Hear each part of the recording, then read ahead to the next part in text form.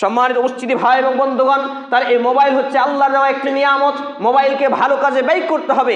মোবাইলকে ভালো কাজে ব্যয় করে দিনের কাজে, কোরআন তেলাওয়াত, বক্তব্য শোনা, এখানে ইসলামিক কাজে ব্যয়, বিভিন্নভাবে এই মোবাইলের ব্যয় করতে হবে। আর এর রিচার্জ করে যে আমরা এমবিগুলো, জিবি এমবিগুলো নষ্ট করি, নেটগুলো, ডাটাগুলোকে নষ্ট করি, এইগুলো পাপ কাজে করি নাকি নেকির কাজে করি?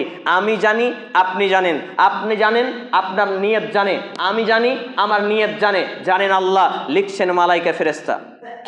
সম্মানিত উপস্থিতি ভাই এবং বন্ধুগণ, আল্লাহ রাব্বুল আলামিন দ্বিতীয় খুতবার পরে দ্বিতীয় দফায় যে আয়াত পাঠ করেছি সেটিতে বলছেন, ফাবি আইয়ি আলাই রাব্বিকুমা তুকাজ্জিবান, সূরা আর রহমান 55 নম্বর সূরা 27 পারা 531 থেকে 34 নম্বর পৃষ্ঠা, আয়াত নম্বর 13 থেকে 77 পর্যন্ত ধারাবাহিক এই আয়াতটি নাজিল করেছেন। একই আয়াত 32 জায়গায় নাজিল করেছেন। সেটা কি? ফাবি আইয়ি আলাই রাব্বিকুমা তুকাজ্জিবান, যে অতএব তোমরা তোমাদের পালনকর্তার কোন কোন নিয়ামত বা অনুগ্রহকে অস্বীকার করবে।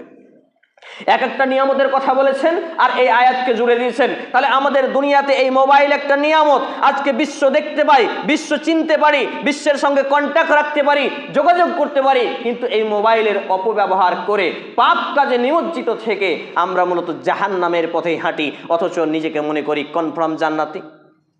সম্মানিত উপস্থিতি ভাই এবং বন্ধুগণ, আল্লাহ রাব্বুল আলামিন আমাকে এবং আপনাকে তার ইবাদত, বান্দেগী, পবিত্রতা, মহিমা ঘোষণার জন্য সৃষ্টি করলেন।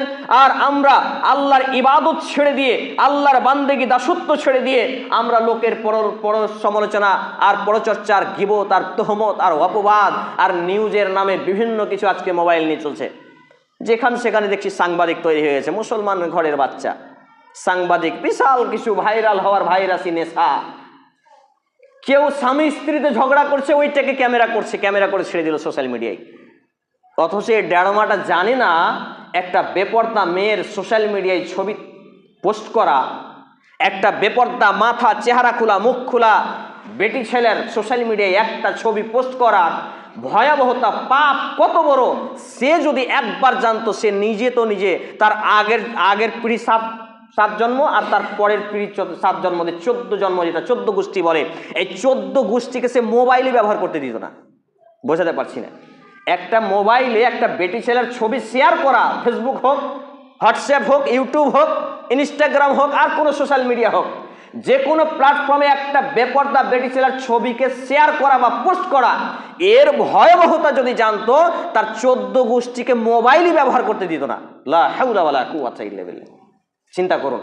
কারণ একটা বেটি ছেলে আপনি যখন ছবি শেয়ার করলেন, পোস্ট করলেন, যত লোক দেখবে তার চোখের জেনা, তার অন্তরের কল্পনা, যত কল্পনা আসবে সব পাপের ভাগীদার আপনি সমান। মনে করুন 1 কোটি লোক দেখেছে, 1 কোটি লোক যত পাপ করলো তার সমপরিমাণ এখন আপনার আমল নামায়, বলি নাউযুবিল্লাহি মিন যালিক। সেই পাপ তার বাপ মায়ের আমল নামায়, সেই পাপ তার গার্জেন, অভিভাবকের আমল নামায়। এই জন্য প্রত্যেকটা ছেলে মেয়েকে কেলাস সহ, কেলাসের মতো করে ট্রেনিং দেওয়া উচিত, দিনের তালিম দেওয়া উচিত।